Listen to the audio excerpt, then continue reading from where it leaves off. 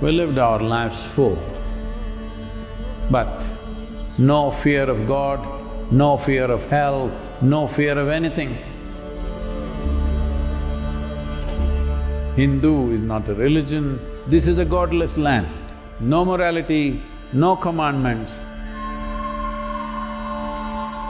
The moment you make your body and mind into a stepping stone, you will become a Hindu. This must happen to the world.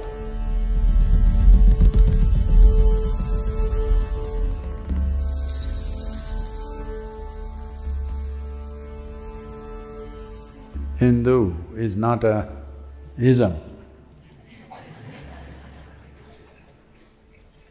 Hindu is a land.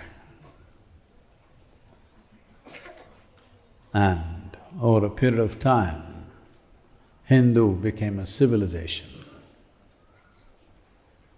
Hindu never was an ism, nor is it today an ism. Well, because of political situations, power tussles that happen among people, people will twist and turn whichever way they want.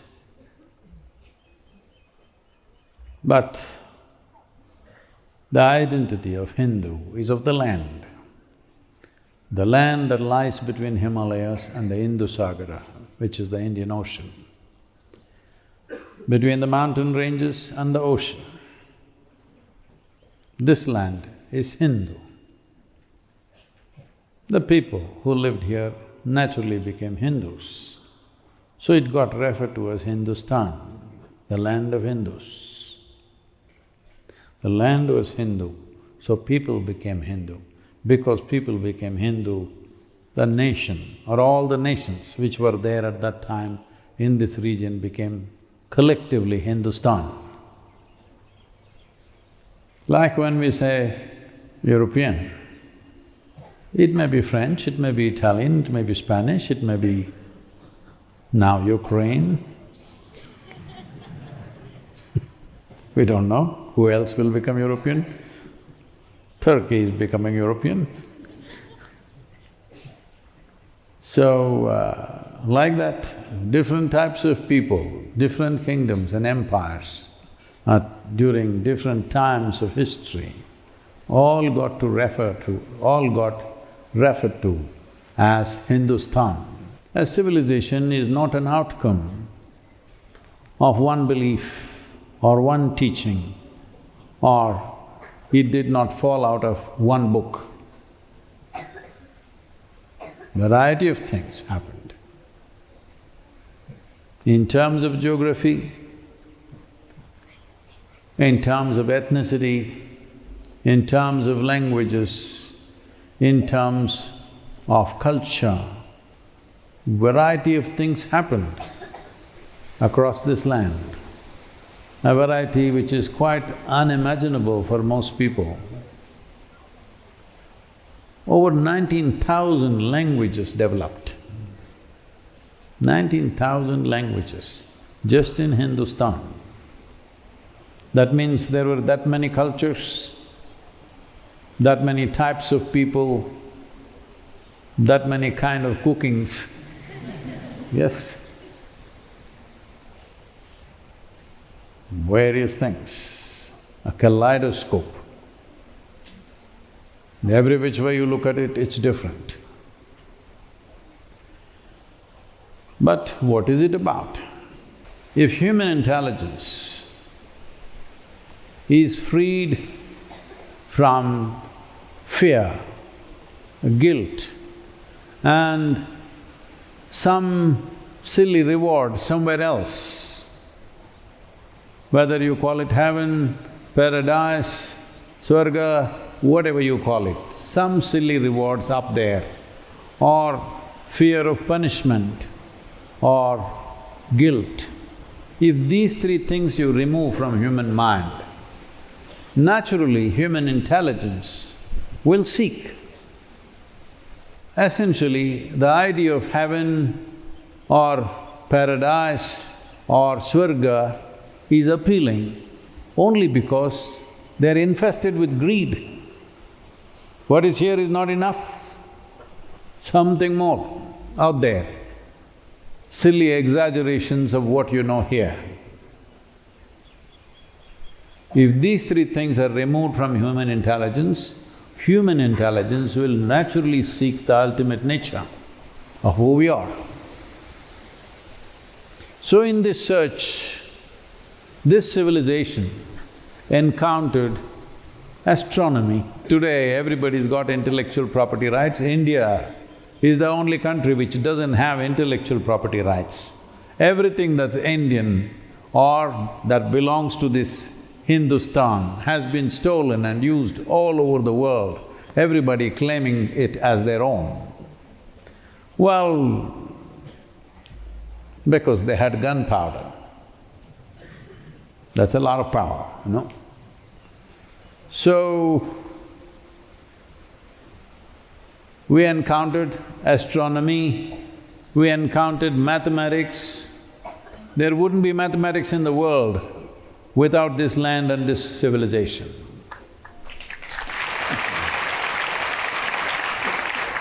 No, are you all clapping? Oh, no mathematics in the school? No, that's not what I'm saying. If there is no mathematics, there is no science. All the many things that we are doing in the world today, many things we are enjoying in the world today in terms of technology would not exist if there is no complex mathematics which we encountered in our pursuit, in our search, because we had no conclusions in our minds.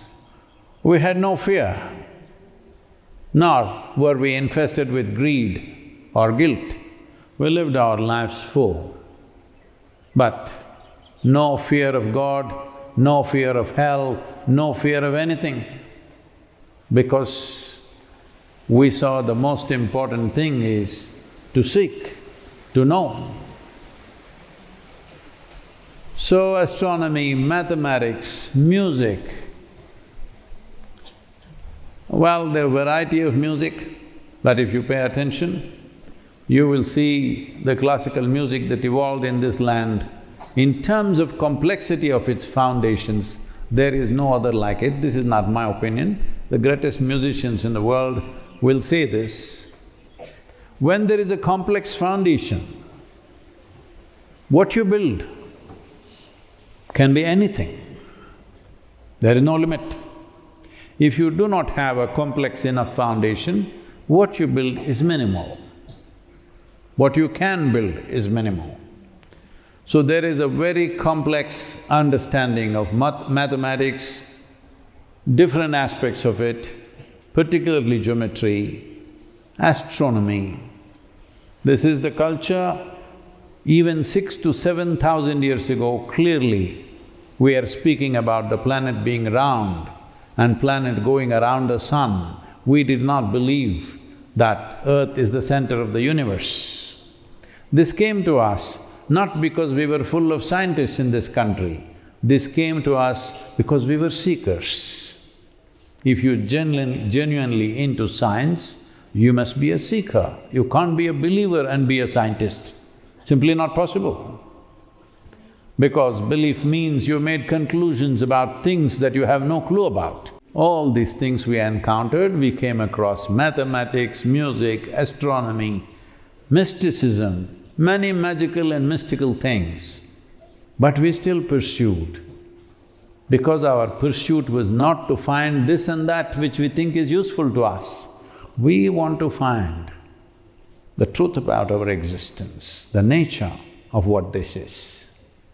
In this pursuit, we pursued endlessly. As the seeking and the pursuit and the perception deepened, and it became very profound, we found nothing. When we found nothing, we said, Shiva. Then we found the basis of everything was this nothing. The greatest miracle in the universe is this, that everything comes out of nothing and goes back to nothing. Everything else, what you call as you and me, what you call as this planet, what you call as this solar system, what you call as this universe or galaxies or cosmos, these are all only manifestations. But we were not interested in the manifestations. We enjoy the manifestation, we appreciate the manifestation, but our interest is to know what is the nature of the source. We realized the source is actually not something, it is nothing. And it's not in one place, it's just everywhere. So we say Shiva, that means that which is not. Well, people could not relate to it, so they were looking for a form. Then human beings who are in very profound pursuit, who realized the nature of the manifestation and its source, because they realized that which is not, we called them Shiva. So the Shiva that you talk about today, that generally it's worshipped in this land, he doesn't need worship because he sits disinterested. He is not somebody who is going to be influenced by your praise or your offerings of this and that. He simply sits disinterested. This is why a more appropriate description of him is Adiyogi. Shiva means that which is not, because that which is not cannot be seen, heard, smelled, touched. One who realizes that also we hold as Shiva, because one who realizes that becomes the doorway for that.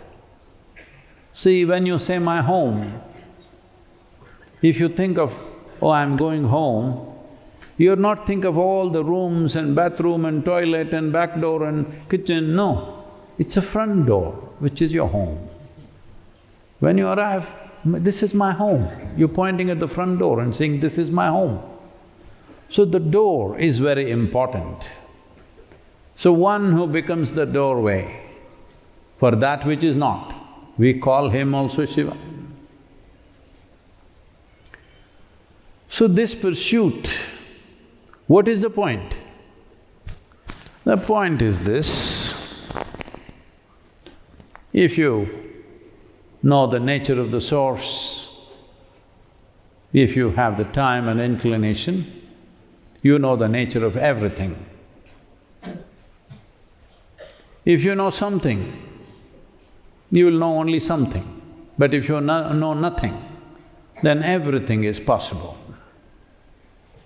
So this pursuit is the basis of this civilization. This is a land of seeking, not a land that believes. This is a godless land. There is no the God anywhere. As I have told you many times, we know the technology of God-making. Well, there are words like this, we say call something Bhagwan. You must understand the Bhagwan. The word Bhagwan comes from the root word bhaj, which means that you look up to, that you revere, that which is glorious. So if a human being or a tree or a mountain looks glorious to us, we say Bhagwan, because it's worthy of my reverence. Anything that deeply impacts you becomes your Bhagwan. When we say Bhagwan, we are not talking about the God sitting up there in heaven who knows how to manage everything here. No. If you look back at the history of this planet, you obviously know God doesn't know how to manage things. Hello?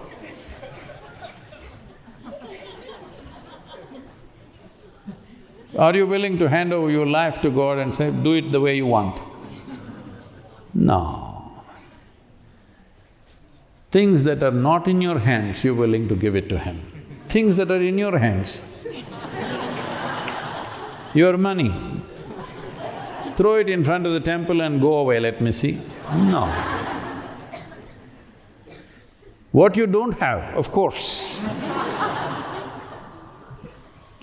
Lot of people come to me also and say, Sadhguru, usiru kuduthruve Sadhguru. Ayyo, usiru uduvendappa. That means I'll give my life to you, Sadhguru, right now. Don't hold it, huh? Hold it. If you hold it there and then give yourself, then I know how to use it. If you give it away, what do I do? So, this is not that kind of civilization. This is a civilization of exploration. And whichever way you explore, it is regarded well. You may explore in a very stable, proper manner, or you may explore in freaky ways. Whichever way, as long as you're seeking. In this culture, it's okay. There are very systematic disciplines in the country, in this land. At the same time, there are absolutely wild ways. There are agouris, there are tantrics, there are variety of people. Because nothing is a taboo, as long as you're seeking. As long as your intent is to touch the core of life that you are, knowing that the core of life is not somewhere in the center of the galaxy. The core of life is in every life. Whether you're a man, woman, animal, even if you're an ant, the core of life is within you also. All you have to do is find it. All you have to do is find access to it. You don't have to invent it, you don't have to make it up. You just have to find access. Life cannot be happening without the source of life throbbing inside, otherwise it'll not happen. So today, human intellect is not yet, but definitely far more active than what it used to be 500 years ago or 300 years ago or even 100 years ago. Becoming less influenced by the dogmas of the times. The dogma can be your religion, the dogma can be the current political ideology that's going about, the dogma can be some local philosophy. At different times, different things have ruled human beings. For the first time in the history of humanity, intellect, the human intellect, is not as ruled by the dogmas of the place or the doctrines of the times as it has been in the past. I believe this is going to be much, much more in the next 15 to 25 years, where human belief systems will become very thin. People only believe to the extent it's necessary. Already it is so. Hello? Only to the extent it's necessary. Rest is all in your hands. You don't trust anybody. Well, I'm not encouraging that, but it's a good beginning. That you understand, somewhere you understand, unless I handle this life well, it won't work. This means you understand my life is my karma, you're becoming a Hindu.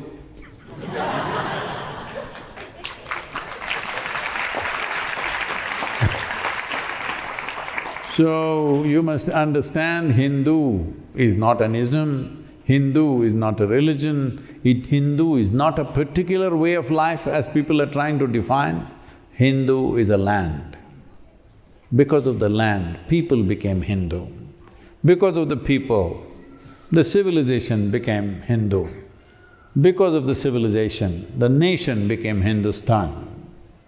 So, this needs to be understood that if you release human intellect, as I said earlier, from the influence of fear, from the influence of guilt, from the influence of extreme greed, you will become a Hindu. Or Hindu, maybe in your mind, the context is very small, it's a particular type of people. No. So let's put it this way. It is called Sanatana Dharma. The word Sanatana literally means eternal. Dharma means not religion, dharma means the law.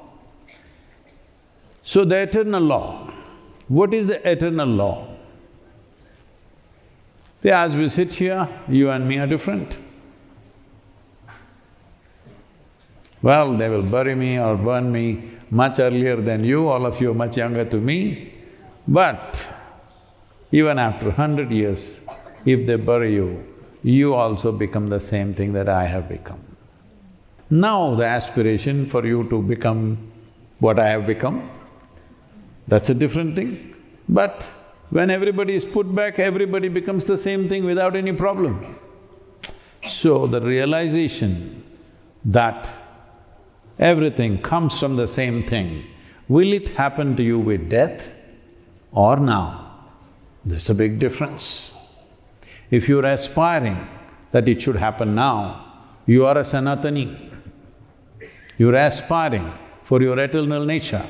That means you are the Sanatana Dharma, not as a religion, not as a philosophy. You are in tune with the eternal laws. Only if you are in tune with the eternal laws, the limitations of this manifestation, the individual manifestation, has many limitations. These limitations you will suffer endlessly. No matter how endowed you are, you still suffer. No matter what you become in your life, you will still suffer because you are identified with the manifestation. You are not searching for its source. You have not found access to the fundamental nature of its existence, which is its eternal nature.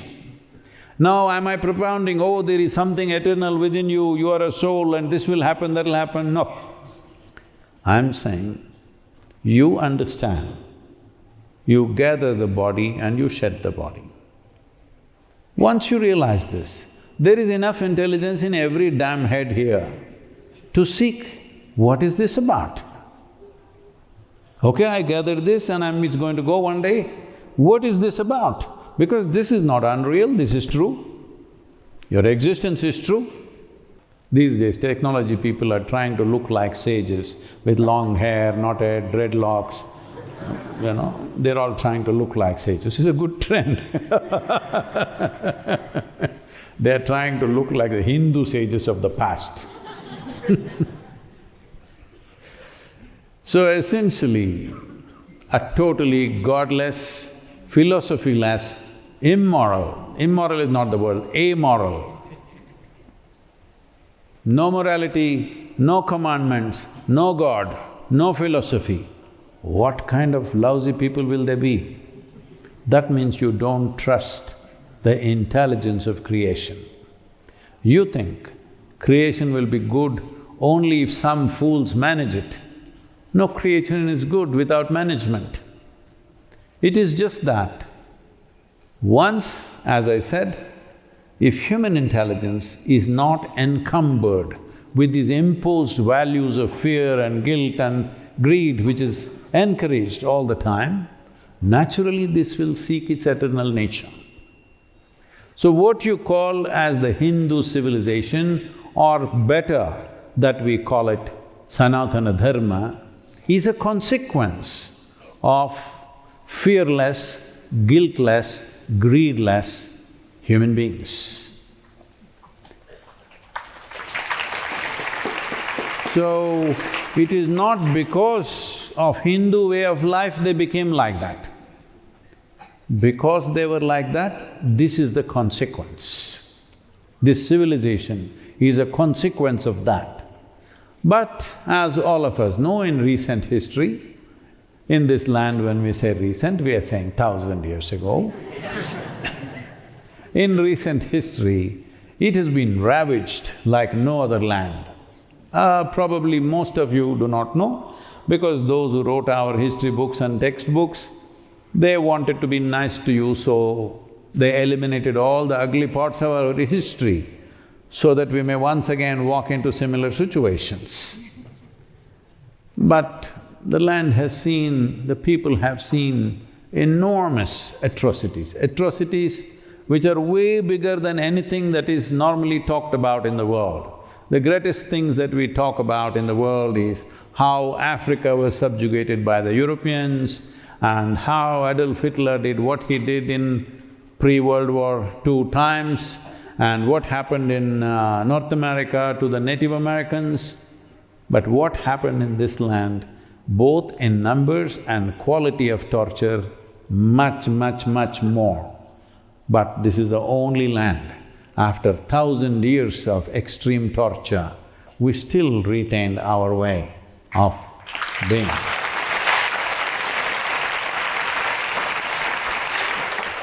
This is simply because of the way the entire thing was naturally structured. Because it was not a religion, there was no one head, that if you cut that head off, everything will collapse. There was no one doctrine, there was no one book, if you burn it, everything will be gone. Because it was individual seeking. The invaders who came, they did everything possible. They killed all the leaders, religious teachers, they ravaged thousands of temples, but they didn't know how to kill it because it was in everybody's hearts and minds. You cannot kill that one. Because it was not a philosophy that could be corrected. It was not a belief system that could be obliterated. It was a natural longing to know. There is no way to curtail that. As I said, I'm repeatedly saying this, if you free this mind of fear, greed and guilt, this will naturally seek its eternal nature.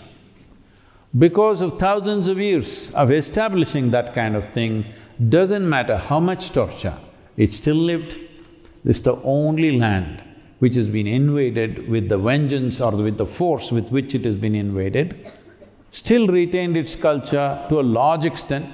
Damages happened, but it retained because this is not the culture which is organized.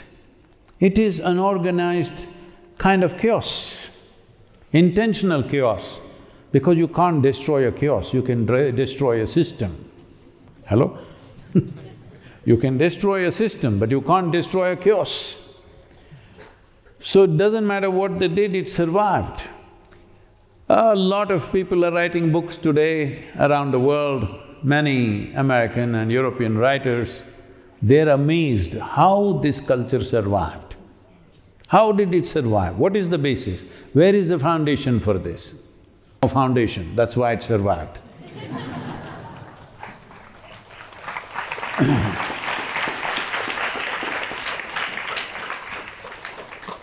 Because the foundation is in our evolution, the foundation is in the nature of our existence. The foundation is not in what we organized as human beings.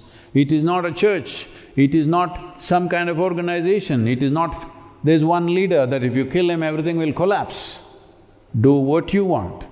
You don't even know where it exists, but it exists. So, if we do this one thing, if we do this one thing in this generation, that in the world, it's beginning to move that way, but I would like to see it in my time. If we move the society, if you move the world's population in this direction, they are free of fear, they are free of guilt, and they are free of greed. You will see Sanatan Dharma will sprout across the planet. This you must understand, Sanatan Dharma does not mean all of them will chant your mantra or all of them will do this, no, all of them will seek. That's all that matters. Which way they seek, we don't care. Hello? We don't care how they seek, as long as they're seeking their eternal nature, as long as they're seeking their ultimate possibility, we call them Sanatani. Because Sanatana does not mean a particular group of people, Sanatana means eternal nature. So, What is Hinduism? There is no such thing. There is no ism. People are trying to make it into ism for survival purposes, unfortunately. But I don't fear survival, I only see a metamorphosis. Many people think I am not Hindu enough because I don't know I'm not doing any puja, I'm not doing any mantra, I'm not going here and there and doing what a Hindu is supposed to do. So what kind of a Hindu is he? Well, because I'm born in this land, in terms of geography, I am a Hindu. Because my longing has always been to know the eternal nature of who we are, and because of that I am a Sanatani, not because I subscribe to any of their philosophies. I want to see every human being looks for that which is the ultimate nature of who we are. Then everybody is a Sanatani, but don't think they are converting to your religion, because there is nothing to convert to. There is no ideology, there is no philosophy, there is no God, there is no God's army for you to convert and join. It's just that from its manifestations to its source, your attention has shifted from the manifestation to its source. This means you're a Sanatani, because manifestations are always transient. It's like a footprint. It'll be there today, it'll be gone tomorrow. But the source is always there. So once your interest has shifted from the body to the source of what it is, you have become a Sanatani. You're seeking the eternal nature. This must happen to the world, not as a religion, not as a philosophy, but as a natural longing to know beyond what is right now manifested, because manifestations are many and fantastic. But if you get identified with the manifestation, then you will become so small that… See, largely human beings don't even consider other lives as life. Only human is life. But now in that also, in 21st century, we've come to a place where we're beginning to think men and women are two separate species. Hello? We don't think we are the same species anymore, we are different species. Because everything you have to say, both. But now there are many other species. I'm not saying this with any disregard for anybody, I'm just saying we are unnecessarily complicating a simple process of life. First of all, biology is a simple thing. Its purpose is very simple and limited. We don't have to complicate the biology. See, when we say, you are a Sanatani, this does not mean you're disregarding the biology or the psychology of a human being. We are not going away from it, we want to be above it, that's all. Is it worthwhile? Yes. We are not talking about discarding it, we are not talking about moving away from it. We want to be above it so that we can use our biology and our psychology the way we want, that our biology doesn't use us up. But for most human beings, their biological needs and psychological needs are occupying the whole time of their life, isn't it? They don't get to settle their biology or psychology for their entire life. If they live to be 100, they're still desperately doing the same things. So, Sanatana means this, that you're above the manifestation of physiological and psychological manifestations that we have, and that goes for every manifestation. But your biggest blocks are your own body and your own mind. If I take you to a place, let's say we took you to the greatest, most sacred place in the universe, There are steps. But you misunderstood steps as blocks. What to do? Tragedy you are, isn't it? Hello? Right now, that's all that's happened. This body, this mind, this level of cerebral capability, these emotions, these energies, this chemistry, these are all stepping stones. But you're right now experiencing them as blocks in your life. They're blocking you completely. Life is getting mortgaged just to settle physiological needs and psychological needs. You can call it what you want. You can call it religion, you can call it family, you can call it marriage, you can call it whatever. But essentially, life is getting mortgaged just to settle physiological and psychological needs. These are stepping stones upon which you should stand and climb and go beyond. But unfortunately, they have become sinking sands. So the moment you make your body and mind into a stepping stone and stand above that, you are a Sanatani.